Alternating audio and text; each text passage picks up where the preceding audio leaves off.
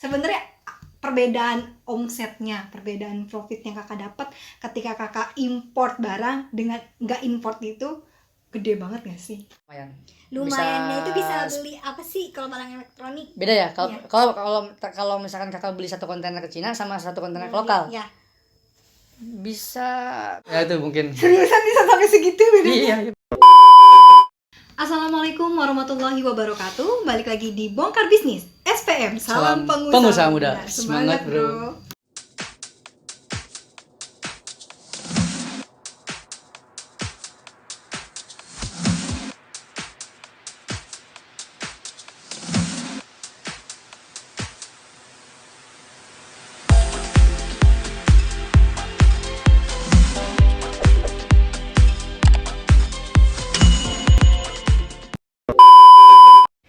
Video ini dipersembahkan oleh Mau cetak spanduk jualan bisa? Bisa. Pesan roll up banner bisa? Bisa dong. Beli X banner bisa? Yuk bisa loh. Pesan kartu nama plus stiker gak bisa ya? Bisa mas. Didesainin tapi Buset dah bisa mas, bisa. kok semua bisa sih? Iya dong, karena Lautan Display, pusat percetakan online terlengkap nomor 1 se-Indonesia. Gak usah antri di percetakan, tinggal nyantai di rumah. Pesan lewat HP, terima beres. Pesan di sini. Lautan Display, semua jadi mudah. Nah, kita balik lagi di part selanjutnya. Kalau misalkan kalian sebelumnya udah nonton di part sebelumnya, nanti aku akan kasih linknya di deskripsi ya. Yang harus kalian tonton tuh benar-benar harus dari awal biar kalian mindsetnya itu terbuka. Terbuka tentang apa? Terbuka tentang bisnis import dan juga ekspor. Karena pembahasan kita kali ini tuh emang benar-benar mau ngulik sampai tuntas tentang bisnis tersebut. Jadi kalian tetap stay aja di kontennya dari Kak Bahrul ini, karena akan banyak banget part-part lainnya yang membahas juga hal-hal berbeda tentang bisnis import dan ekspor.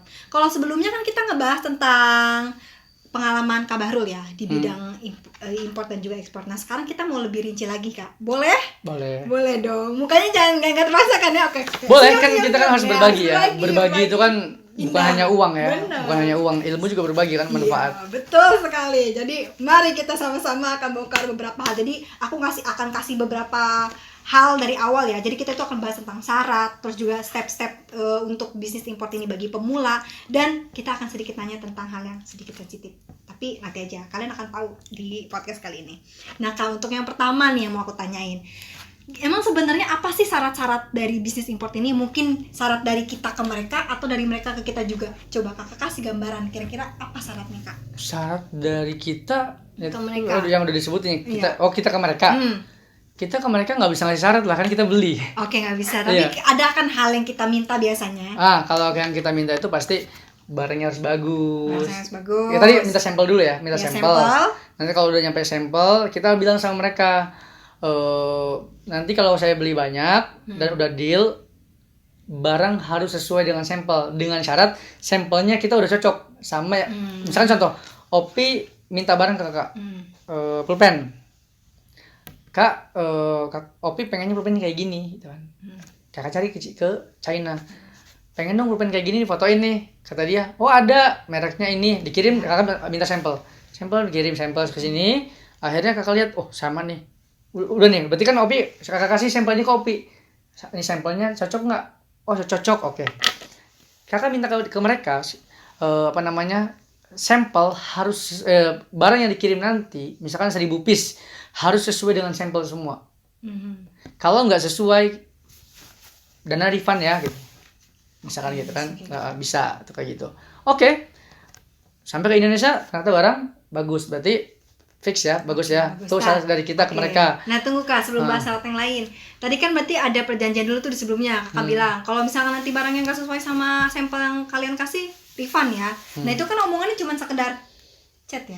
Iya nggak sih? Oh iya. Sekedar chat aja. Chat bisa telepon, bisa chat bisa. telepon. Nah tapi itu bisa dipegang nggak sih? Kalau kayak gitu omongan mereka Sebenarnya sih itu resiko juga ya. itu Resiko, resiko ya, itu apa berarti. namanya, nggak bisa dipegang ya, Oke. karena kan cuma by phone dan by Benar. tapi setahu kakak mereka kalau udah bilang itu ya itu gitu loh. Emang udah prinsip mereka seperti itu. Setahu kakak ya, dari prinsip dan sebagainya. Karena kakak juga waktu itu pas mau beli ke mereka, kakak mikirnya sebagai pedagang. Iya.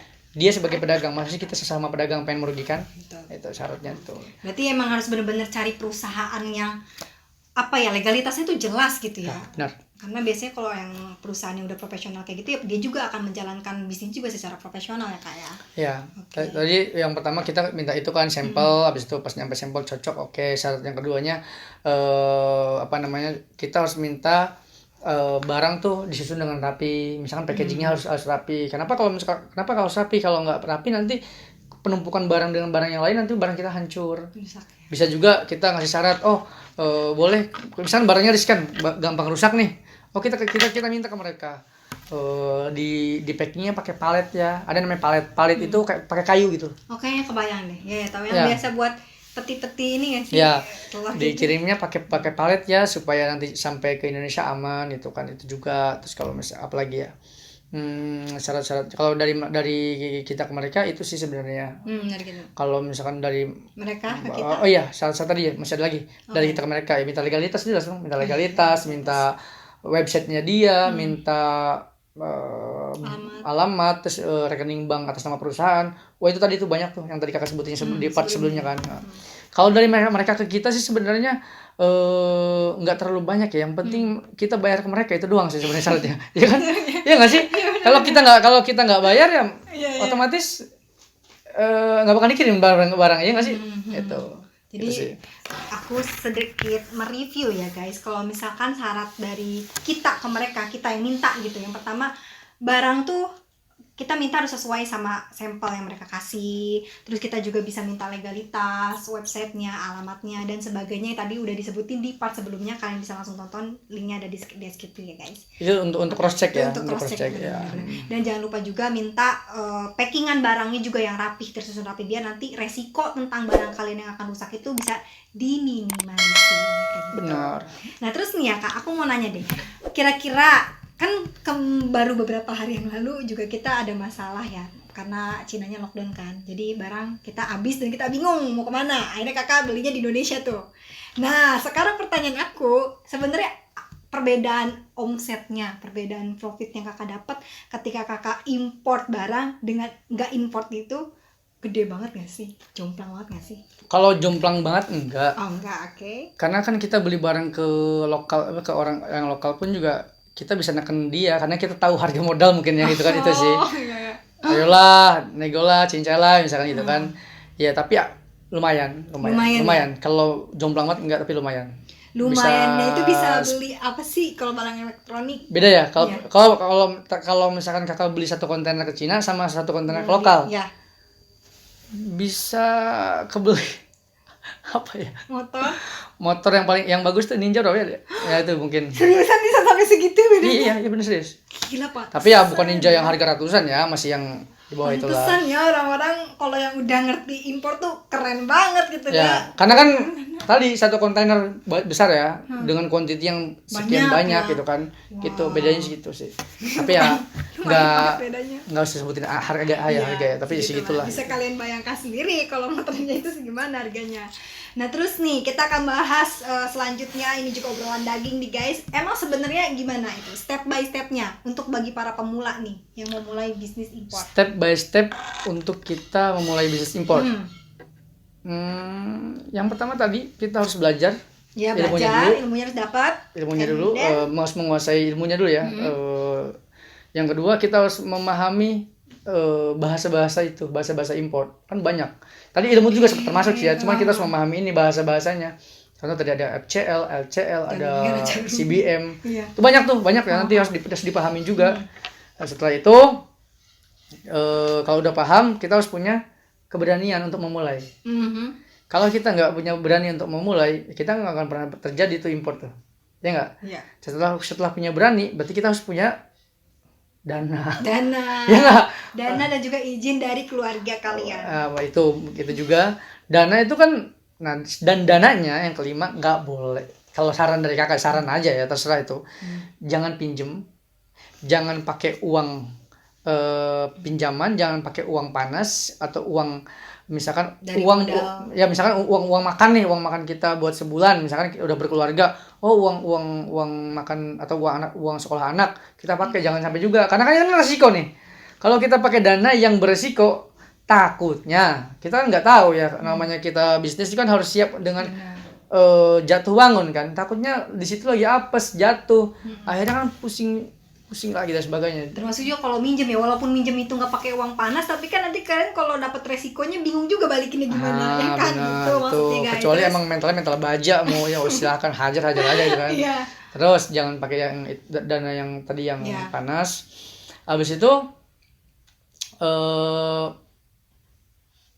apa sih, harus cross check perusahaan di sana. Cross check. Bener-bener itu perusahaan bener nggak sih adanya.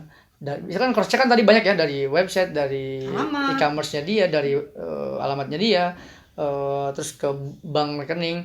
Ada juga sih pembayaran itu yang aman juga, bisa dengan pembayaran namanya apa sih namanya, LC. Itu tuh pembayaran yang paling aman. Pokoknya aman banget. Tapi mau apa enggak nih si sananya pakai pembayaran ini? Nanti kalau untuk apa sih LC, coba cari aja di Google, banyak ya. Kalau kakak jelasin panjang juga nih kan pembayarannya sebagainya. Abis itu Tapi tunggu deh Kak, sebelum ke selanjutnya, emang banyak yang dari pihak mereka nggak mau pakai pembayaran LC biasanya? ya ada aja. Ada Karena kan lama. Oh, karena lamanya ya? Lama. Oh, karena- Cairnya itu, uangnya itu cair bisa setelah ya intinya kita nggak bakal bisa DP kan. Oh. DP juga bisa, tapi kan cair yang lama gitu loh. Intinya paham. jarang juga orang yang mau yang kayak gitu kan. Jadi ibaratnya enak di kita, nggak enak di mereka gitu kali. Ya cuman itu paling aman. Oh, itu paling aman. Paling aman gitu ya. itu. Terus syaratnya apa tadi? Syaratnya, Syarat- step-stepnya lagi ya. Habis itu cari harga paling murah. Mhm. Berarti kan harus mencari pabrik yang paling murah. Dan Ya kan? itu cari pabrik biasanya kakak di website apa? Banyak. Oh, banyak Iya, ya. Ada lah ya. ada lagi. ada lah Nah, ya. mungkin di part selanjutnya kita bahas ya. Itu. Terus mulai udah. Udah. Wah, kelihatannya simple dari omongan di kabar, tapi pas ngejalanin, lumayan, puhing. Ya. Jadi sedikit ulang nih. Yang pertama, jangan lupa belajar dulu ilmu-ilmunya, terus jangan lupa juga pelajari bahasa-bahasa tentang di bidang import dan juga ekspor. Terus kalian juga jangan lupa untuk minta perizinan segala macamnya sama keluarga kalian, karena kan resikonya lumayan gede. Dan terus juga jangan lupa juga kayak segala, jangan pakai uang. Kalau bisa, ini kalau tips dari Kak Barul, jangan pakai uang pinjaman sama jangan pakai uang panas, karena nanti pusing kalau kalian udah kena resikonya itu, ngebalikinnya gimana, kecuali punya mental baja katanya. Bablas aja gas gitu. Terus jangan lupa cross check juga, cross check websitenya, legalitasnya dan segala macamnya yang udah Kak Barul sebutin di part sebelumnya. Terus tadi udah pokoknya banyak lah ya, nanti kalian review sendiri aja, pokoknya itulah gambaran ini ya. Dan jangan lupa nanti langsung kalian bisa cari pabrik yang harga termurah juga. Satu lagi, Pembayaran pakai LC harus kalau mau. punya mental kuat Kuat. dan berani. Dah. Itu aja, itu poin utamanya. Karena ketika kalian semua udah punya step by stepnya tapi nggak punya mental, yang nggak bakal mulai say gitu kan. Ya. Oke, nah ini terakhir nih untuk di part ini ya, aku mau nanya, ada nggak nih wejangan-wejangan yang mau Kak Barul sampaikan buat orang-orang yang baru aja mau mulai bisnis import dan ekspor ini, biar mereka lebih berani. Jangan pernah takut untuk memulai. Ya, kenapa? Kalau kita nggak pernah memulai langkah pertama, kita nggak akan pernah tahu langkah selanjutnya seperti apa. Itu. Terus jangan pernah takut untuk kayak ditipu lah dan sebagainya. Percaya deh, kalau kita nggak pernah nipu orang, kita nggak akan ditipu. Karena hukum karma itu kan Hukum berbalik. karma ya, hukum karma dan sebagainya. Cuman ada juga sih yang bilang, gue masih ditipu kok, gue nggak pernah nipu orang. Mungkin itu ujian. Berarti Allah sayang sama kita. Ya nggak sih? Ya, hanya kita bisa ngambil pelajaran dari situ. Percaya deh, kalau kalian jujur, amanah, dan kalian emang niatnya untuk baik gitu kan. Kita import niatnya baik untuk apa sih? Untuk dijual di Indonesia dan untuk bisa menciptakan lapangan pekerjaan sebaik-baiknya. Intinya niatnya baik dan berkah. Insya Allah jalannya pun baik. Jalannya baik. Tergantung niat ya. Betul. Innamal a'malu binniyat ya, kalau bahasa apa namanya orang-orang pondoknya gitu ya. Kalau kita niatnya baik, insya Allah dapatnya baik gitu kan. Gitu. Kalau niatnya buruk, kalau untuk saya, gue import biar gaya, biar kelihatan orang, gue pembisnis ekspor impor misalkan, ya buat apa juga kan, gitu kan. Kita niatnya baik. Ya sebenarnya sih nggak nyaranin juga sih buat teman-teman. Oh ini harus import. Jangan, nggak juga. Malah kakak lebih prefer untuk ke teman-teman, ayo kita ekspor. Karena di 2023 insya Allah Lautan Surga Group ingin menggarap ekspor. Amin ya Allah. Iya, Itu lebih yang kakak lebih saranin, karena kalau kita ekspor kita bantu pemerintah dong. Ya nggak? Kita bantu pemerintah menambah devisa negara, ya kan? Berarti kita memperbaiki produk-produk lokal supaya bisa terjual di luar. Kan dunia ini kan luas ya. Luas, bisa ke Eropa, bisa ke mana aja kita jual ekspor. Kalau kita import kan berarti ngambil barang dari luar ke sini. Berarti kan kasihan dong produk lokal. Produk lokal. Betul. Iya kan? Nah, kalau saran dari kakak, kalau mau impor tadi step-stepnya udah, tapi kalau misalkan saran yang paling penting, coba teman-teman ekspor ke luar dari Indonesia. Itu sih.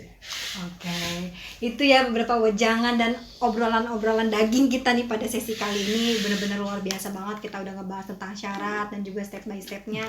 Tapi tenang aja, pembahasan impor tuh nggak sampai situ aja, karena masih ada yang mau kita bahas lagi tentang gimana cara ekspor untuk yang skala kecil, skala besar dan sebagainya. Itu nanti bakal kita bahas Import di next part. tadi kan? Import, benar, import. Sorry guys, ini karena ke distract ekspor ya. Iya. Tapi kita doakan semoga cita-cita Kak Bahrul untuk memulai bisnis ekspornya di tahun depan, di tahun 2023 bisa kesampaian ya guys. Amin ya rabbal alamin. Dan kita juga nanti di next part mau ada game nih. Game yang akan menguji Kak Bahrul. Tapi nanti kalau gitu terima kasih untuk yang sudah nonton Bongkar Bisnis pada sesi kali ini.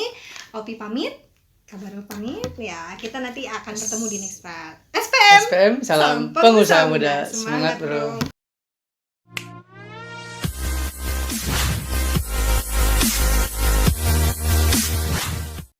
Video ini dipersembahkan oleh Neon, produsen bawang goreng dan cemilan terbesar se-Indonesia. Neon, semua rasa jadi satu.